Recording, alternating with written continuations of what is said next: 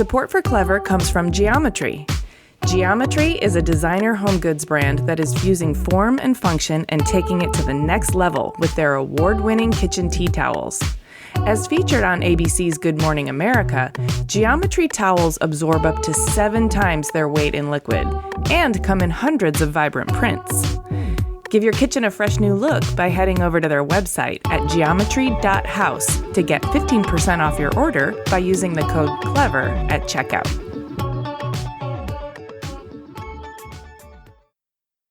Hey, before we get started, I wanted to share some resources with you.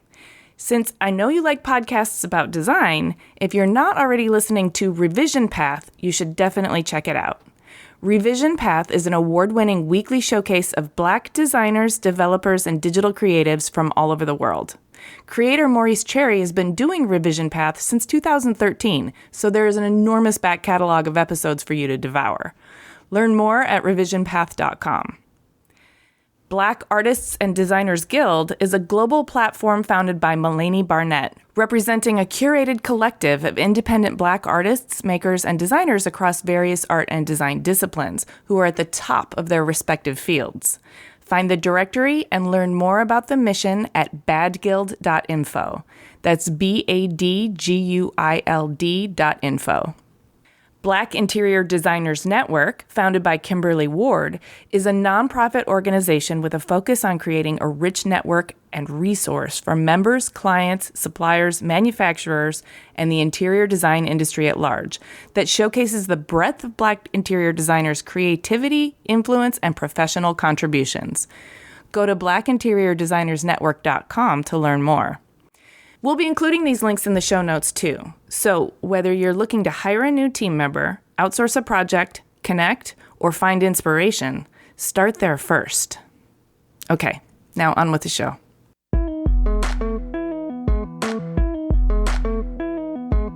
Everybody has their own internal demons and strife and what you have to live with yourself with, and that was something that was important to me. Hi everyone, I'm Amy Devers, and this is Clever. Today I'm talking to interior architect Jamie Bush. Jamie had a magical childhood in New York, with his time spent going between a family of eccentric creatives in Manhattan and dairy farmers on Long Island. He studied architecture at Tulane in New Orleans and then headed west to discover the unsung heroes of mid-century modern residential architecture in Los Angeles. After stints at Marmol Radziner and Kelly Wersler, he founded his own interior architecture and design firm in 2002 and has since worked on some of the most significant historical residential modernist homes in the U.S. Recognized for his organic modernist sensibility and his ability to blur the lines between architecture and interior design, he's worked with some of the most respected names in the business, racked up tons of press, and is featured on the big lists of top designers and architects. Here's Jamie.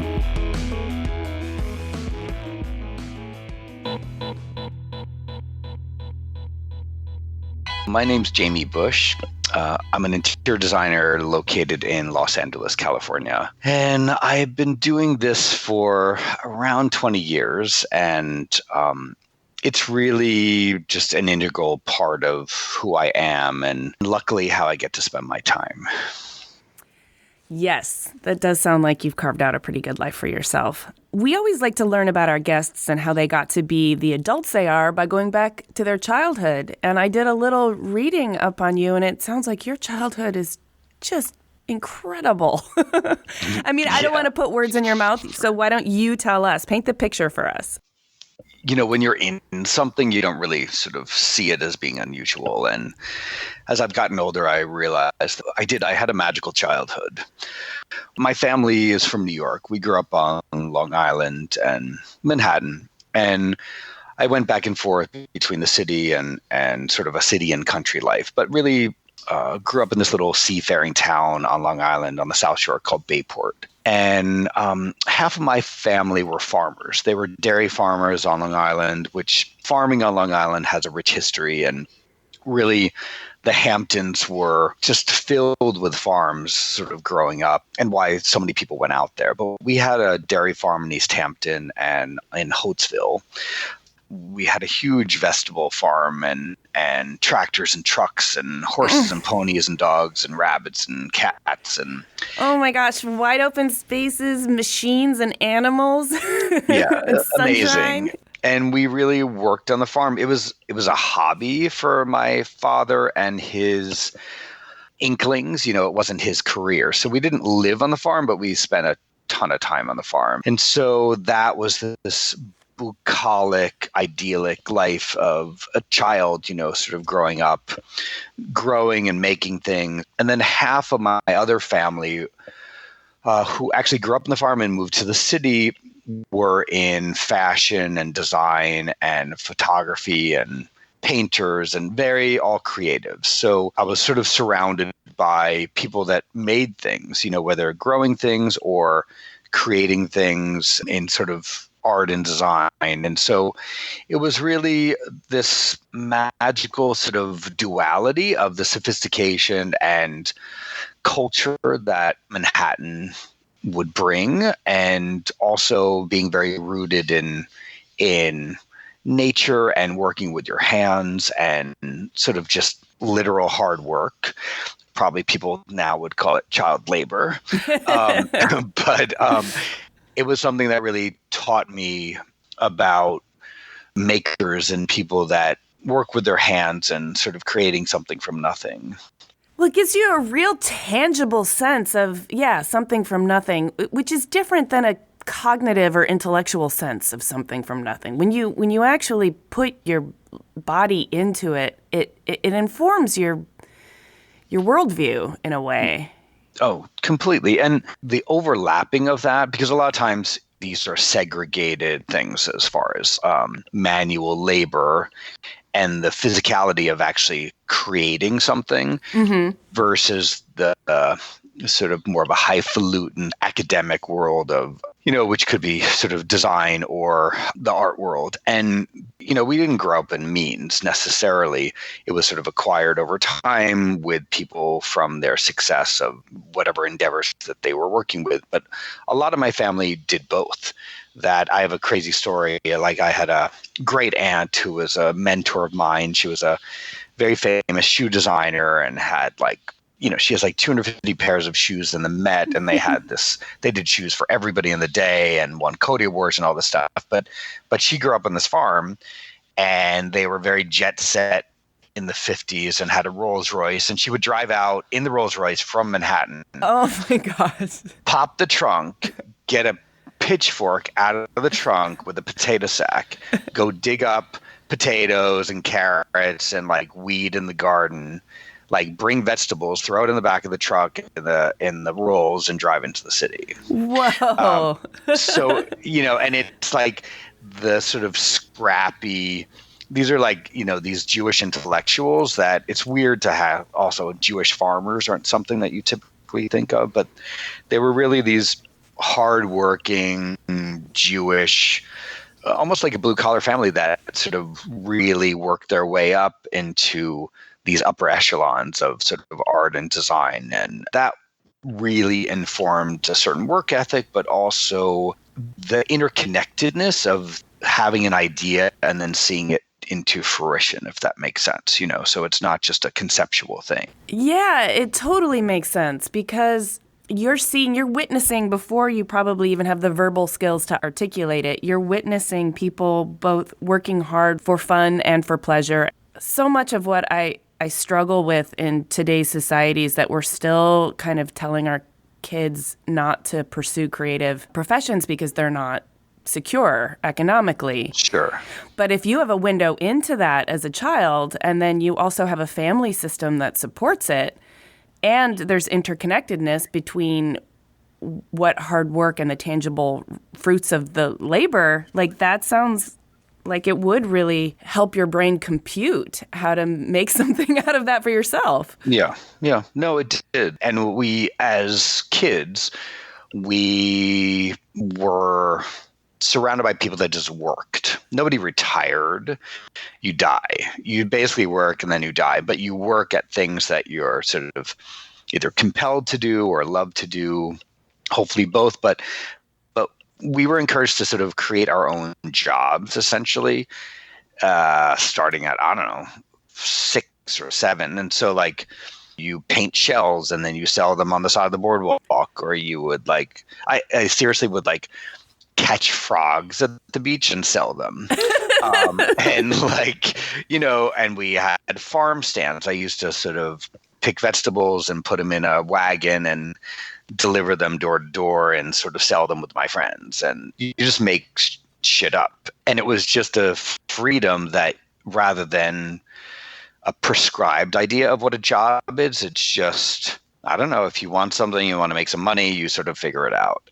That sort of scrappy attitude, I think that my whole family had, that it gives you a certain amount of freedom, that I was never fearful of failing or, something not working, or, you just were encouraged to problem solve on your own. You weren't babied or sort of led to anything, because you see all these other people surrounded by you that are just making stuff up as well. Yeah. And now I see that as a very unusual sort of upbringing. But everybody in my family sculpted or painted or drew. And a lot of people were just amateurs. Like, they did it because it wasn't a career move. It's just something that they like to do. And it was both sides of my family, my mother and my father. Like on my mom's side, my grandfather made furniture, and my grandmother was a potter and she painted, and my dad sculpted out of farm machinery and made, animal sculptures. And my sister is a painter, and it just goes on, but like not to any critical acclaim or financial stability. It was just more like, you do that, and some people found success and fame with some of it and some didn't, but it was always, everybody had their hands in the pot as far as like making stuff, which was quite unusual. Yes, and it sounds like you were living pretty close to the earth too. If you were catching frogs and selling them, and your aunt was digging up potatoes and throwing them in her Rolls Royce, and how did that imprint on your psyche? Huge. Again, we didn't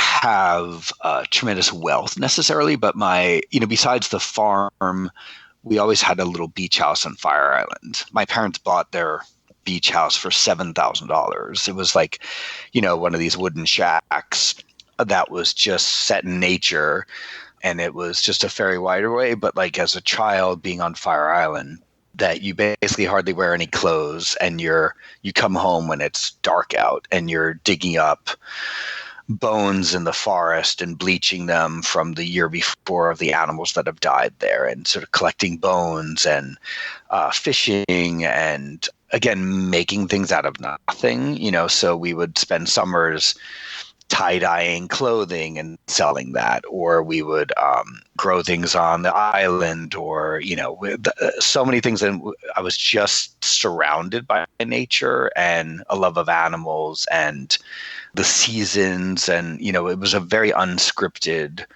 sort of Huck Finn type existence that was truly hugely influential in the way I see design in the world. Like, hopefully, some of my work expresses a type of sort of organic modernism, something that really is about using natural materials and expressing their irregularities and inherent character with materials and forms. But it was something that, it's nothing that I even thought about. It's just something that made sense to me as far as an aesthetic and how I sort of see the world and what I want to create. Yeah, there's a rawness to your sophistication that makes it feel organic and of the earth, as opposed to hyper polished and overproduced.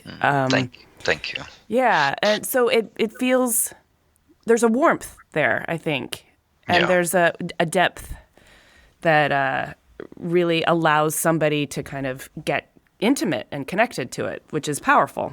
I think so much of it, like the fortunate few of us that want to channel their childhood, that's essentially what I'm doing.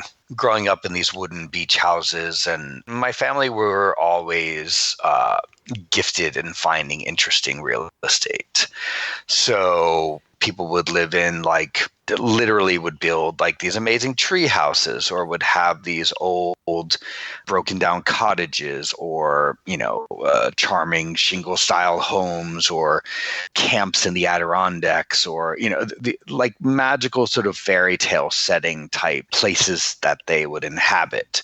Some would be falling apart in a very like World of Interiors way. And I always feel that I'm channeling the freedom and the joy that I had as a child through my work, and what I would play with and dream of, and that sort of raw materiality and a grounded, very almost like base level connection to people making things, and a handcraftedness, and a tangible sense of the handmade to a certain extent. Mm-hmm. And then also I really enjoy contrasting that with something that is hypersaturated in tone, or something that is maybe seemingly synthetic but transcendent in its sort of light and space and form. Like, because I think once you learn how to sort of create a language, then I think it's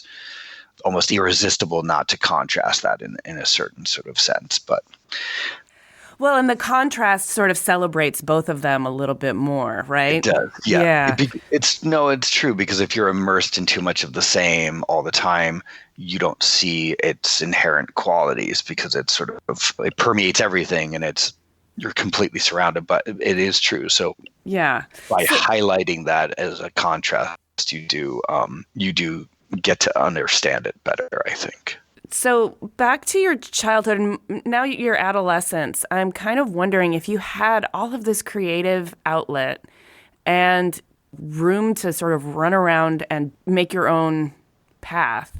Did you have any angst did you need to rebel at all? It doesn't sound like there was even any sort of box for you to rebel against.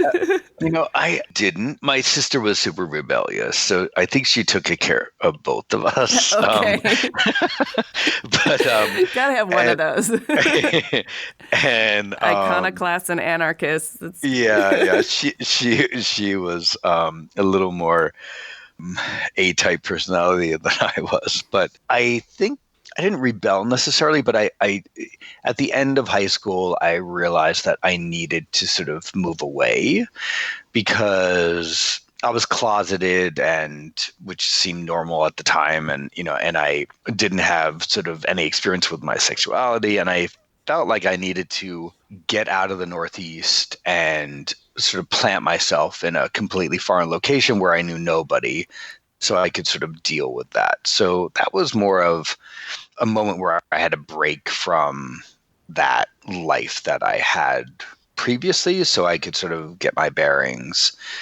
And I knew early on that if I stayed in New York, that I would get help from relatives, career-wise, and, just because of people that or connections or whatever. And I had a chip on my shoulder. I was really concerned about my own talents or lack of talent, and I needed to sort of prove to myself that I could do it on my own. So I decided to move away, because I knew in a weird sense that if I got help, that I would never know if I could have made it on my own. Support for Clever comes from Skillshare. The online learning community is offering our listeners 2 months of free premium membership. Explore new skills, deepen existing passions, and get lost in creativity with classes from Skillshare. I am a lifelong learner. Honestly, my curiosity is what compelled me to start this podcast. I had an insatiable desire to learn from the most fascinating people I could find. In addition to learning from personal stories, I'm always eager to pick up new skills and explore new ways to express my ideas. This is why I'm so excited about Skillshare. It's a veritable amusement park of fascinating people teaching all the things that I'm eager to explore, but too daunted to learn on my own. And right now, Skillshare is such a great resource to have. to stay inspired, express yourself, and connect to a community of creatives with classes on topics like filmmaking, illustration, home styling, and creative writing. I'm super excited to dive into a class on how to make awesome merch with Aaron Draplin. You remember him from Clever, episode 74? And a documentary class with Dan Liu. Explore your creativity at Skillshare.com/clever, where our listeners get 2 free months of premium membership. That's 2 months free at Skillshare.com/clever. It sounds like you made a pretty bold choice in order to support an identity that you could feel needed to grow from you, but couldn't in the current environment. Yeah, and it sounds courageous, but it was more like fear.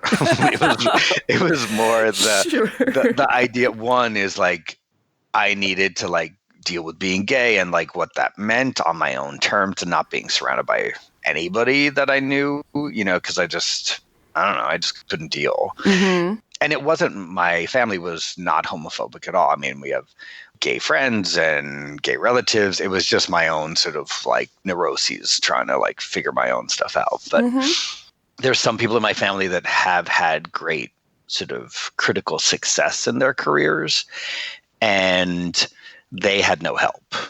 Everybody gets help at some point, but like it's more like they did it on their own. They weren't sort of, coming from a wealthy background or had family connections to their industry. It was sort of like starting from nothing. And so it felt like what you do.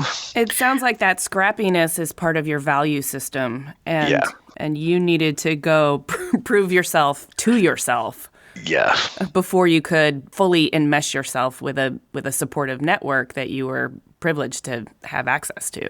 Everybody has their own internal demons and strife and what you have to live with yourself with. And that was something that was important to me because I don't know, it might not have worked. I might have become an appliance salesman somewhere and been perfectly happy because I realized I wasn't good at what I wanted to do. Who knows, But you went off to find yourself.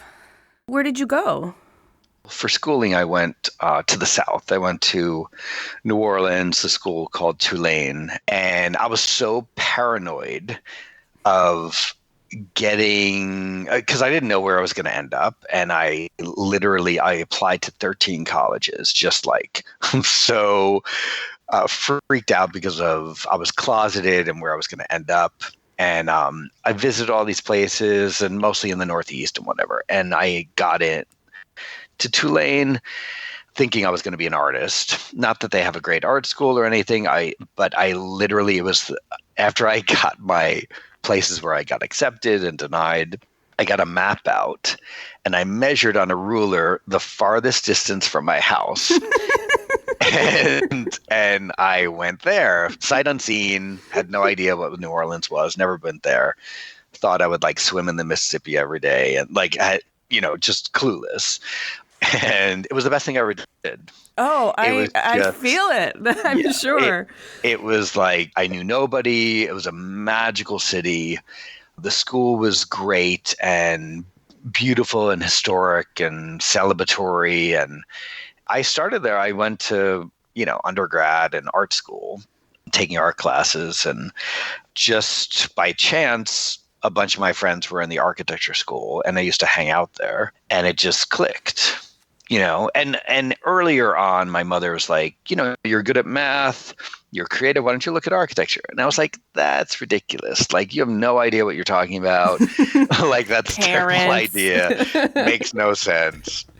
And then, of course, it was like I found myself. Honestly, I just was like, my eyes, something just clicked, my eyes just grew and I started hanging out there and all of a sudden it just made sense. And so I transferred and then just ate it up. It was just, they have a really good architecture school. And I did my undergrad and my grad. I got my graduate degree in architecture. And it was just, luck.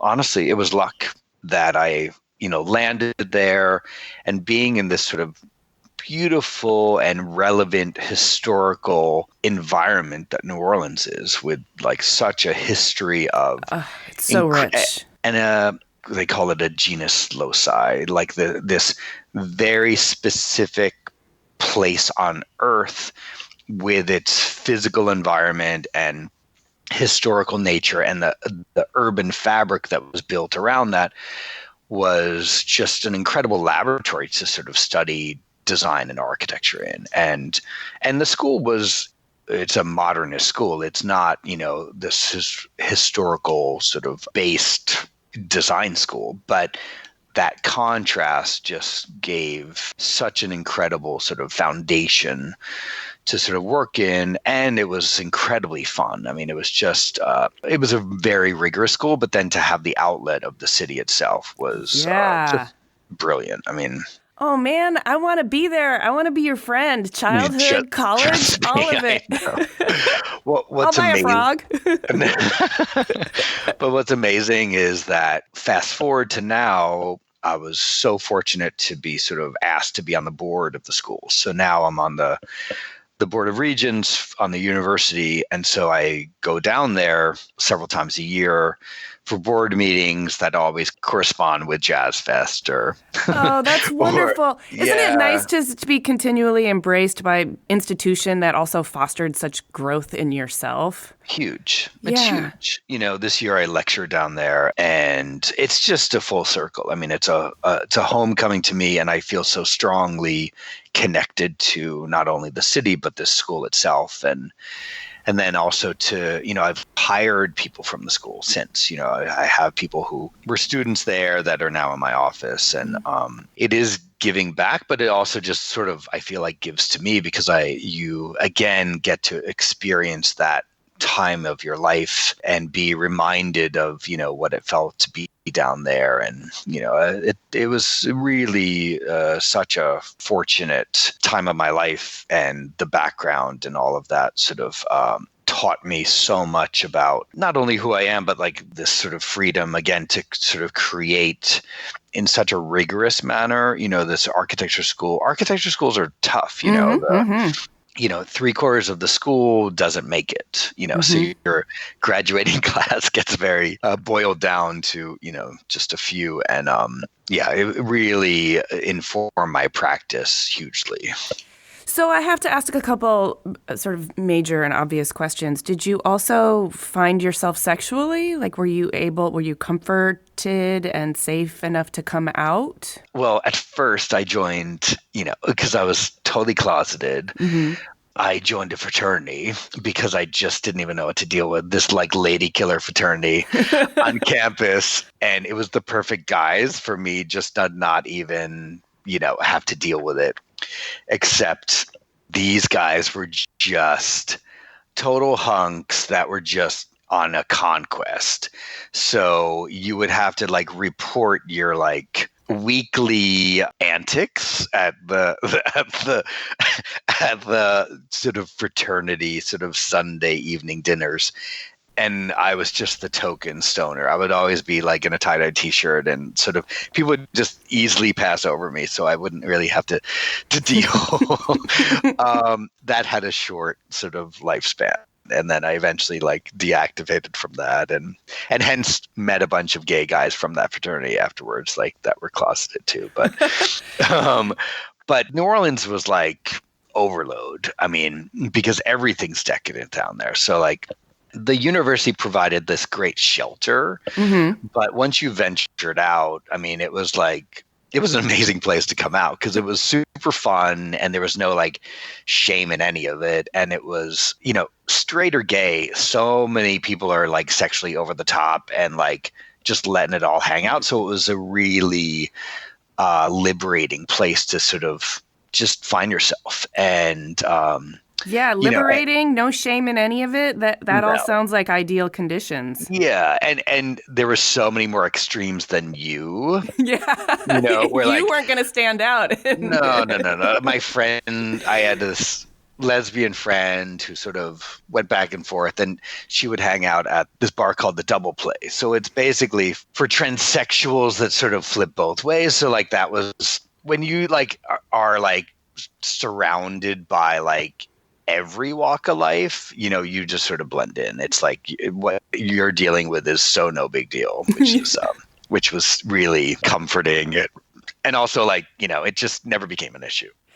So, well, the other question I have to ask is contextually, when were you there? What was your time in college? I went the late 80s. So I went from 87 to 93. So I was there 6 years. Yeah. So well before Hurricane Katrina, which yeah. I'm sure broke your heart on a number of levels. Yeah. I mean, look, it was just a mess. And a lot of my friends never left, so people, lived down there full time. And, if this was Boston or Philadelphia, some sort of, centralized city that was more sort of connected to the rest of the US, it would have been a very different reaction. But things were still fucked up 10 years later, and still are. It was a mess to begin with before Katrina.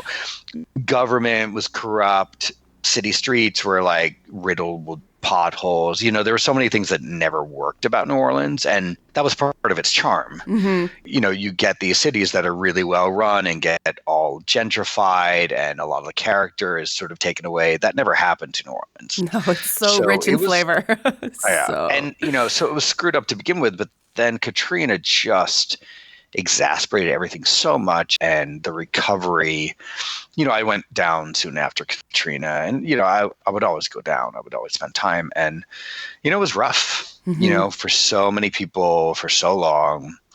And the cities, it's come back to a level playing field of more of where it was, I guess, if that's what you call level playing field. But it still floods, still of these pumping stations don't work. I mean, there's still so many problems with it, even after the Army Corps of Engineers got involved. I mean, so many things, it's still screwed up. So it's sort of a laissez-faire attitude. People are just used to things not working, in the big scheme of things. So, well, it's also a place, I'm not close enough to New Orleans to really comment, but from a distance, it seems to me like it's a place where nature is still really winning. Like it's and there's a beauty in that too, because your man is sort of consistently in opposition and in harmony with nature there.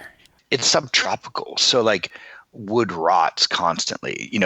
I lived in this house where we lived upstairs, and we had this couple that lived below us named Mildred and Topcat. I would come home from school and the whole front yard would be on fire because there'd be these ant piles that would be towering, and they'd fill them with gasoline and light them on fire and sit in the rocking chair and like listen to them pop.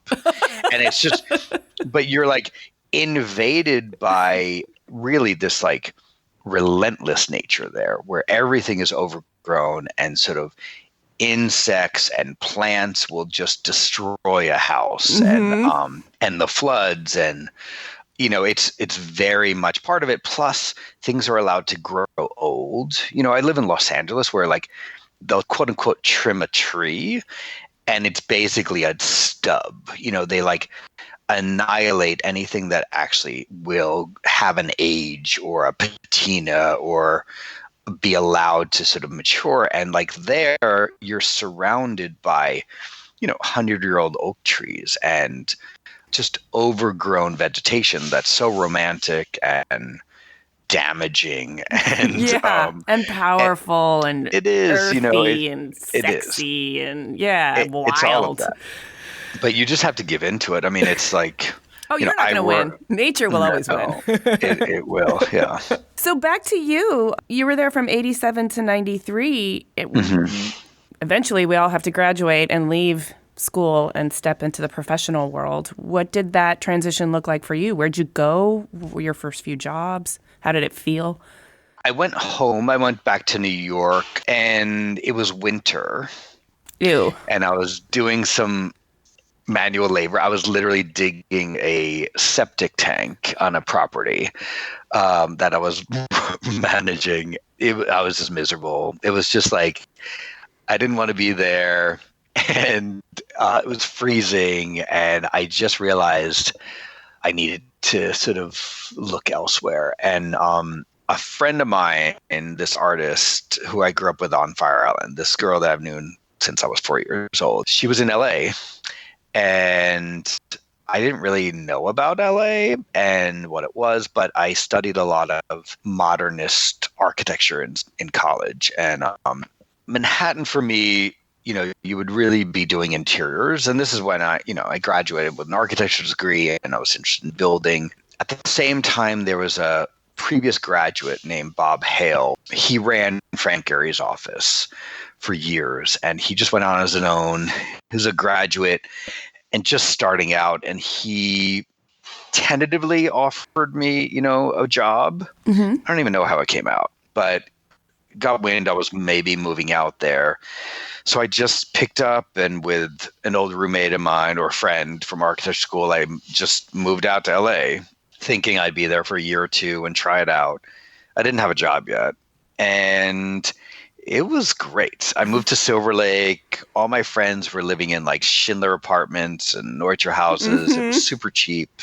This is 25 years ago. So yeah, this would be like LA the was mid 90s. Yeah, this was like 94. Yeah. Literally, I moved out a week before the Northridge earthquake. So we literally like had a little place in Silver Lake, and then within the week the earthquake hit and our place was like wrecked, and we were freaking out because we just thought this is how it is.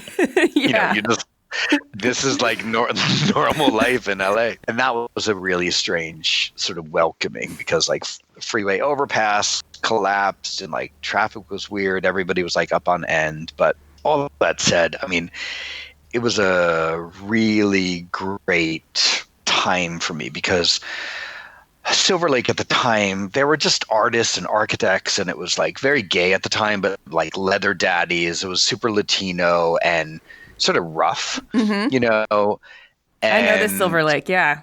Yeah, it's a long time ago, and really fun, and it opened my eyes. Like I just experienced all of this modernist architecture that was very much in tune with my sensibility of like simple buildings made of wood and steel, and very much sort of indoor outdoor living. That's such a cliche now, but at the time, a lot of these sort of modernists were not either known very well or reveled in. So like when you're an architecture nerd or an artist, these are the people that lived in these homes, or maybe you're an academic. For the most part, nobody knew Schindler's name or Lautner, maybe Neutra if you're sort of like an art curator somewhere, and they were cheap. I became sort of a picker. I used to go to flea markets and sort of buy furniture and go to these stores that were selling some mid-century stuff and selling stuff once in a while and hanging out there. I got a job with Bob Hale knowing nothing. I just, was useless as a kid, and just sort of starting to work with him. And then I ended up over time working for some different architects. I worked for this firm, Marmler at Zener, or a well-known firm at the time. And when I was hired, they were just finishing up Neutra's Kaufman House in Palm Springs, which is sort of his most famous sort of home that he created. And that was sort of a big deal. These sort of homes were just really being sort of valued and preserved and considered relevant and to look at. So I worked for Marler at Zener, and I worked for a couple of other architects. And then I ended up starting my own firm with two guys from Marler at Zener, an architecture firm. So we had a little firm called Type 4. We would like buy and sell houses and move into the garage and physically like remodel them or do additions. And then we had our clients of our own, but we were just, again, super scrappy, making stuff up, and sort of moved to the West Side and sort of flipped places. And did everything wrong you could possibly imagine running a business, like having no idea how to do any of it. That's the best way to learn how to do things right, because it hurts Yeah. when you do it wrong. No, like we had to figure it out, and the stakes were low. It was still cheap, and we were, just making it up. Then I ended up befriending a woman who my boyfriend at the time was teaching her kids piano lessons, and she was a client of Kelly Wurstler's. Mm-hmm. And I went to a birthday party for her, and Kelly was there, and we met. I actually wrapped her present in this chinoiserie wallpaper, and Kelly's like, "Is that wallpaper?" and then we sort of became friendly, and one thing led to another, and I got a job there. I realized I didn't want to do architecture anymore. I tried a stint at doing interiors by myself for one job, which turned out well, but I realized I didn't really know what I was doing. Okay. And then I worked for Kelly for about a year, and that was amazing. That was such a great experience. So that's going to be the late 90s that you worked for Kelly? It was before 9/11. It was probably 2000. And I worked on what was then called the Estrella. So that was a hotel that became the Viceroy in Palm Springs. Yes. Yeah, that was my project. I got married there. No. Oh Yeah. my God, that's so crazy. That's so funny. And so simultaneously, I was doing that project, and then Trina Turk's her shop in Palm Springs as well. So those were my jobs. Yeah. Yeah. Oh, I feel even more connected to you now. That's so funny. Yes. So we did that hotel for $12. That was such a shoestring budget. We literally would we needed artwork. So Kelly and I would paint paintings on the plaster walls and then get molding and then frame it directly on the wall with door casing. Yeah. It was just sort of made up. I visited it several times while it was under construction. It made me feel really connected to the property because I could kind of see it as it was coming together and respond to the choices that were being made. And it was pretty special. That's so funny. She really opened my eyes to somebody who was completely fearless and also scrappy. I mean, Kelly has this sort of aura about her now because she's, a world famous character, that she's sort of untouchable and above it all. And she was so scrappy and super hands-on. And again, just sort of somebody that just made things up. Mm-hmm. And I so respected that. And she created a magical world where she had a bungalow at the time that was her office that was just this dreamland, like other characters have created before, like Tony Duquette, or, these sort of fantasy environments that are completely immersive in a sensibility. Mm-hmm. She really sort of taught me about that, sort of making your own pathway to sort of how you want to spend your time and what you want to create, and also being multidisciplinary, because some of what she did, she would obviously use vintage, but then sort of make up new things and design fabrics and rugs and, and what have you. And still, a lot of these budgets that we were working with at the time were nothing. So you would just have to be super creative to sort of make the impact that you were looking for. But that was incredibly informative and influential for me. I still, really value that time so much. And nice. And I cut it short because we ended up buying a house in Venice that was a total fixer. And I realized I couldn't stay there and work on the house at the same time. So I really left before I probably should have career-wise, because I still needed to learn so much just about the business. But I sort of didn't have a choice.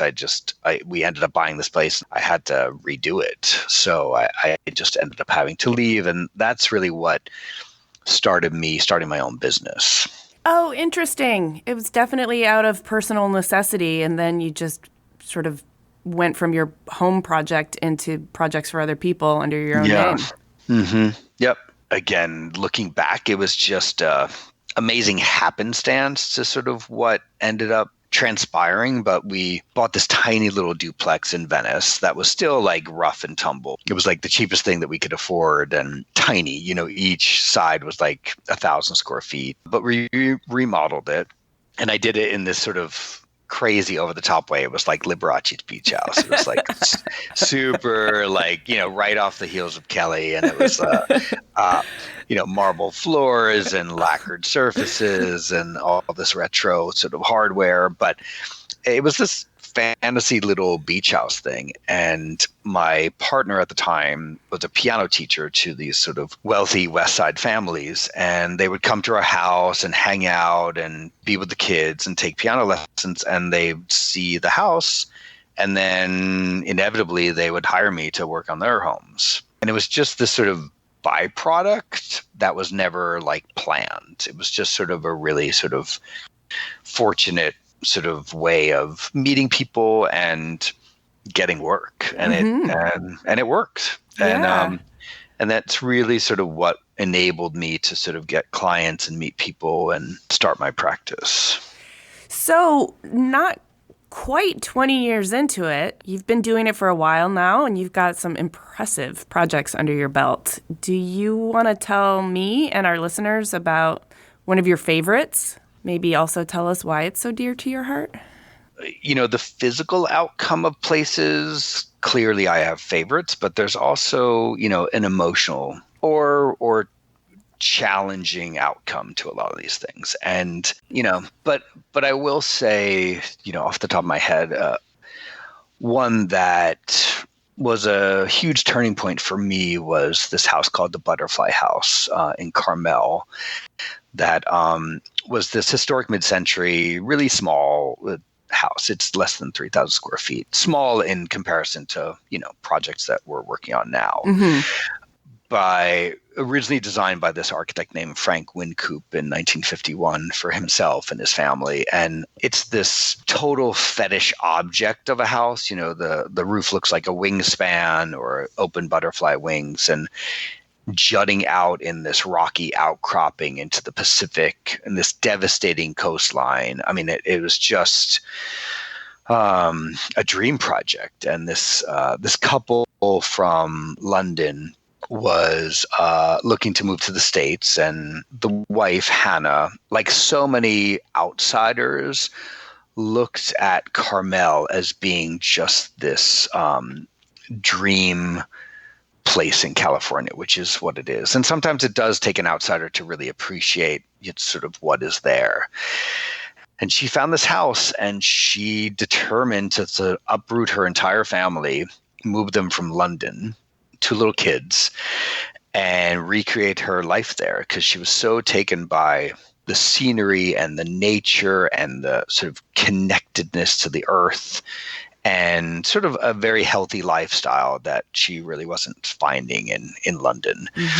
And then we embarked on this 3-year journey that was definitely wrought with challenges, and it was tumultuous because this house that was redone previously was just sanitized. It looked like a condo in Boca. Everything was like, drywall and 100,000 can lights and polished limestone floors, and just it was remodeled to sell, to the lowest common denominator, and devoid of all of the sort of original character of the building, but the structure itself was intact. And so I looked at lots of people, and we ended up I fell hard, and we did everything we could to get this job. I ended up sort of designing the entire house pretty much before we got the job.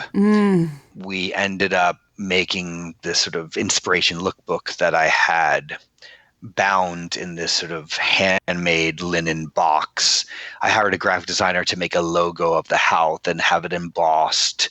I had letterhead printed with the logo of the house with a handwritten note, sent the whole thing to London. I needed to get this house.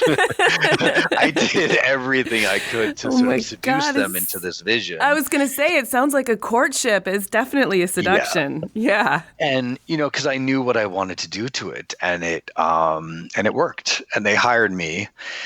And what we thought was going to be a relatively straightforward remodel ended up really becoming a 3-year endeavor that was very difficult, because I didn't realize it was so expensive to do work up there, quality work. I thought for some reason, because it was a smaller town, it would be less expensive than LA, and it proved to be the opposite. Because there's not as much supply? Not as much supply or talent. Yep. And we ended up really crafting that entire house. So that entire house was made of teak and stone and plaster. We hand molded bricks. Everything was sort of made by hand. I mean, the woodworking alone, it's built like a ship, and the stone floors go indoor and outdoor. These sort of quartzite flagstones doors we hand cast. Bronze hardware, everything was sort of made of, cork and horn and bronze and brick and stone and plaster. And it's all about materiality. And to do that well cost a fortune. And it's not off the shelf stuff. You can't. No. Yeah.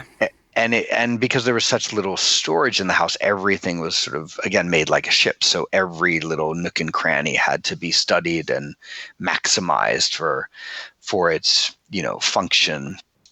And then there were structural issues. There were columns that were being eroded by the sea, by the salt of the sea. And so we had to undermine the foundation and jack up the house, and we had to everything was an endeavor. And the amazing thing about this is that we came out of it and they love it. And so it's really, we're doing some work on it right now because the kids are getting older, and so we're remodeling some of the bedrooms now because they can't fit in the beds anymore. But coming back to a project after really having, sleepless nights and countless problems, and then coming back to it and having clients love the house and revisiting and spending time there again is really sort of incredibly rewarding. I love this story. And I also think in society, in this podcast, we've talked to so many people the houses that they grew up in imprinted on their psyches in such powerful and meaningful ways that they went out into the world and felt like they needed to contribute to the building of the world in some way.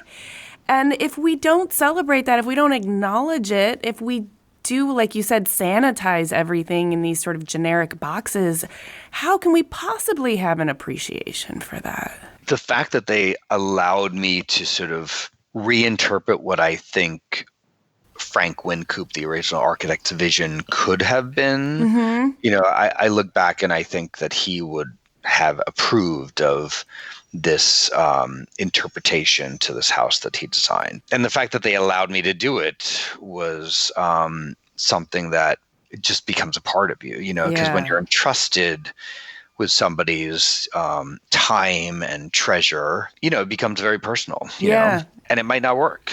That's the thing. All of this stuff is a risk. Luckily, this one did. Yes, and they're still in it, which is meaningful and kind of magical too. It's a long-term relationship. It's not just a project to sort of turn it around and make a profit, which is a different kind of vibe for sure.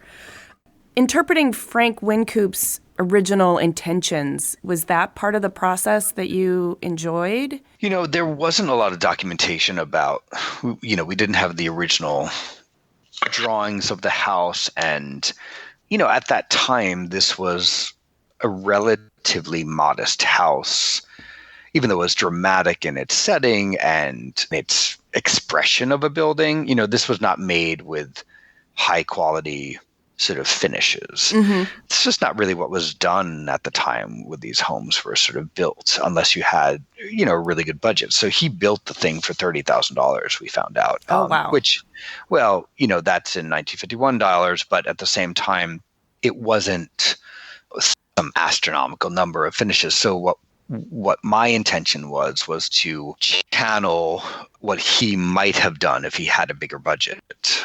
So these sort of rough cut, sort of quartzite flagstone floors that run throughout the house, it really takes its clue off of the rocky outcropping that literally the house is perched on. So it looks like these stones are it's sort of sitting on this stone bed, essentially, that was just sort of dug up from the earth. And all of the wood detailing was completely added. None of that was there. It was all drywall. So I think there was wood on the exterior eaves. And so we took that clue with these full height windows to bring that wood inside the house as well, to sort of blur that interior exterior vision. So nice. all of this was sort of interpreting a language that had an indication of wanting to be there, but sort of carrying it through to its, I think, full potential. It sounds to me like your direct connection with the earth and with materials that come from the earth, and your agility with being able to translate them from raw organic material into building materials and design elements might be one of your superpowers. Would you say that's one of the things that maybe sets you apart? I think, first of all, having an architectural background and practicing architecture has definitely informed our practice, because half of what we do is interior architecture. Mm-hmm. A lot of times we don't build from the ground up. Maybe one day I'll have that sort of appetite. But one of our strong suits is creating either an envelope or the palette and language of the house through materiality that sets the tone for the interiors. Most projects that we work on the interior architecture. It's just what we do. So, mm-hmm. And everybody knows how to do construction documents and detailing and overseeing construction. So we're not, decorating per se. We're really sort of building interior architecture. And so I think we're very good at problem solving and sort of analyzing existing structures and what potential they have. And we get along well with architects because we know the rigor of the practice. And so, we create the same documents that their office will create, or very similar, and coordinate. We know how to play the game as far as working with contractors and getting things done and built. Mm-hmm. So, and you can design so that it can be built, and if you know how it can be built and they don't, you can communicate in the same language. Yeah. So it levels the playing field as far as the rigor of our practice, and I think it helps elevate our interiors, because once in a while we'll furnish a place that we're not involved with construction, but most of our projects were involved with some type of construction. If not, all of it. And sometimes we run the projects, mm-hmm. we're the architect as well. It just depends. But yeah, it's really fortunate that we have not just my background, but we have great people in the office that have, a ton of experience running, big projects and commercial jobs, and really are more talented than I am with detailing and executing sort of really complex things. We just finished a job in Tahoe where, we designed every single piece of hardware in this 14,000 square foot house. So, and we designed them, we had them cast and fabricated and milled, and complex hardware. This wasn't sort of just a bunch of doorknobs and hinges, and when we're able to go to that extra extent of really informing a design language that permeates through an entire building to that detail, it's a rarity, and it's a luxury that we're able to be, involved with some of our projects. And but it makes a difference. It makes it very personal and special for the homeowner, and it's more of a sort of complete piece of art versus just shopping for everything. Makes me wonder if we were to open your skull and look at your brain, or if your brain was like a warehouse, what does it look like inside? I'm asking because I kind of want to know how you organize your thoughts. Is it a scramble? Is it aisles of like information and tidbits all organized and filed away pretty systematically? What does it look like? No, it'll look like some random warehouse sale that like is just picked over and with piles in every corner. There's a Rolls Royce with shoes. Yeah, right. Exactly. There's a corner full of frogs. I'm very good at multitasking, but I think that having a somewhat mathematical inclination, like I have a fairly organized, systematic way of sort of doing projects, and I have an analytical sort of approach to things.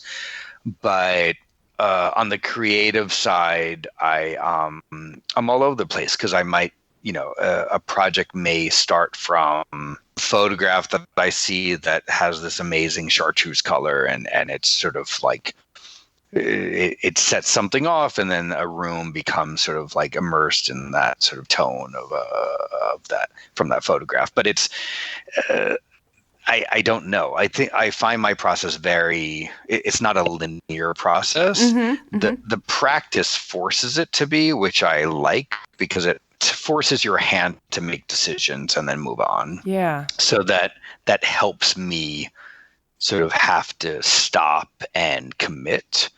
But I know well enough getting older that once you commit to something, it's never the right answer. It's one of the right answers, and then other answers will follow in its pathways. So, that's a beautiful way to look at it. Yeah, and it helps you get over any sort of perfectionism because there's not one right answer ever. Left to my own devices, I'll never decide on anything. So I'm sort of relieved to hear that. Yeah, nothing will get done. It'll be like in constant flux. But again, the practice and deadlines and my staff and us as an office, you're constantly having to make decisions and move on. And usually working long enough on these things, your gut instincts are typically a solid enough sort of way forward to sort of like move that chess piece. Mm-hmm. And to answer your first question, I have no idea what the inside of my brain looks like. I'm just scared to even sort of look at that. I think it looks like a humble jumble. Fabulous estate sale. Yeah, perhaps. So you mentioned, your adolescence transition to college. You had to go find yourself essentially because you needed to make sure for yourself that you could make it on your own without help. And you also needed to get comfortable with your identity and your sexual identity. And it sounds like you've done that successfully. Are you feeling good and solid inside? And, after having made your way in this world, I wonder what, if any, are the insecurities or moments of disconnection you might feel at this stage in life? I feel very sort of secure and at peace with myself and having sort of been able to do a lot of the things that I set out to do, and feel super fortunate to have the success I've had. Now, I just turned 50. So at that point, like so many of us, I think, you're on this sort of train and everything's going well. And the thing that you sort of crave is time to actually, one, enjoy what you've created, which is always a challenge for me to sort of like be able to sit with something for a while, which doesn't seem to happen often. And also trying to figure out that balance between moving forward and stopping still. Yeah. So, that now that we have a firm, we have 15 people in our office, and it's a family of people that I really care about and that really support me and our clients, and to sort of to feed that environment, creatively, but also financially, there's that constant struggle of, constantly looking for the new and the next and bringing work in, while also being able to spend an excess of time on the projects that we currently have. Because as I'm sure these things, nobody works normal hours in our office, like usually people are there till 8 o'clock at night or 9 o'clock or 10 o'clock, myself included. Things that you care about, it just takes time, and it might be the simplest thing. It might be, you're figuring out some like coordinating pillow fabric on, this sort of guest room apartment sort of headboard. And it takes 3 weeks, and it's just like you scrutinize it and go over it. And so it's that balance of like being able to spend enough time on the things that you need to work on and always sort of looking to the next. And that's a constant challenge, because I would prefer to be a little bit more of a dreamer and design and take a nap and wake up. But it just, and it's a fortunate position. We have some amazing projects that we're working on, and it's good problems, but it's also like, how do you take care of your humanity so you can keep doing it? Yeah. Well, and to, how do you have a life as well, and exercise and make time for yourself and your family, and I think that's a struggle we all have, and myself included. And it is a good problem, and I wouldn't trade it for anything. It would be nice to sort of stop the clock for a minute. Yeah. Well, you mentioned being a dreamer. Are there any dreams on the horizon that you're chasing after still? Well, we bought a place for ourselves. That's an amazing old 1930s Spanish house that's in complete disrepair that we'll one day call home. That's really exciting. I never thought I'd sort of live in a real house in Los Angeles myself.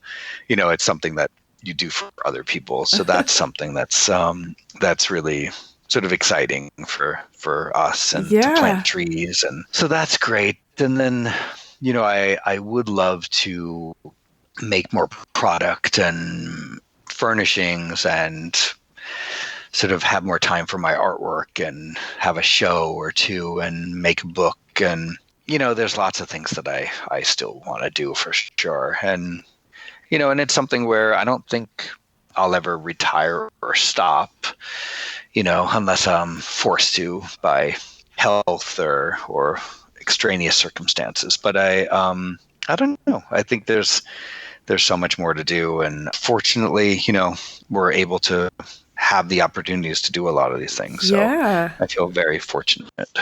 Do you have a project that you can talk about that's either recent or upcoming that you want our listeners to be able to check out?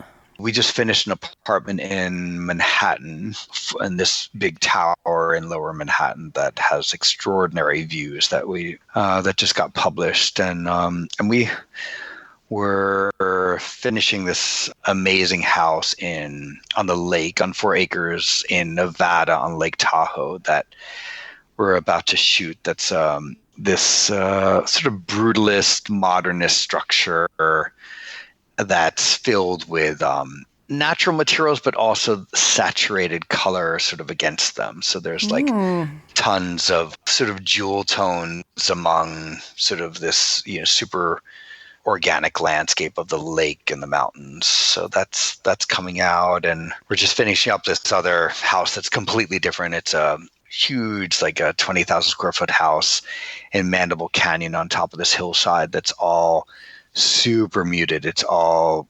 limestone and washed out cedar and pale plaster and steel. It's almost this sort of modernist farmhouse with this architect Noah Walker. That's everything is supernatural and woven, lots of woven materials and pale finishes with contemporary and sort of period sort of furnishings, but super serene and huge open spaces, and it's almost like a grand modernist country house. Wow. It sounds beautiful. And I just want to say, as another creative project that I think you should do, is I think you have a voice for radio and you have the language that is just taking me there. And it's serene and jewel tones. And I want you to make a podcast that just describes these sensual places that's meant to lull you into dreamland. I think that's your next big ticket. Right. That's so funny. But yeah, we're fortunate. We have a lot of projects, and some that are intimate and that are on the smaller scale, but sort of magical. And I'll just leave you. We're doing this 1950s sort of restoration reimagining of a Pierre Koenig sort of case study house that has a paper fold roof in Rancho Palos Verdes that overlooks the ocean. That's just this like beautiful folly of a space, and wow, and that's really filled with select patinaed, sort of rarefied objects and furnishings in a very sort of casual California sort of sensibility. But with a smaller house like this, you can really sort of be incredibly edited and almost fetishizing these sort of these pieces as objects and objectifying these sort of works of art that are sort of functional and prized as sort of design at this point. So that's been a pleasure, and it's a secondary house for somebody, this family from DC. So they get to actually have it less functional than it typically would need to be, which is sort of a treat. Oh, that is a treat. Nice. Yeah. Well, it sounds like you've got a lot of magic in your life still. And it makes me feel like I want to go out there and grab some more magic for myself. So thank you for inspiring us with your story. No, thank you for having me. This has been a pleasure. Thanks for listening. To see images of Jamie's work and read the show notes, click the link in the details of this episode on your podcast app, or go to cleverpodcast.com where you can sign up for our newsletter. Subscribe to Clever on Apple Podcasts, Spotify, or wherever you get your podcasts. If you would, please do us a favor and give us a rating and a review. It really helps us out. We love chatting with you on Twitter, Instagram, and Facebook. You can find us at Clever Podcast, and you can find me at Amy Devers. Clever is produced by 2VDE Media, with editing by Rich Stroffolino and music by L1011. Clever is proudly distributed by Design Milk.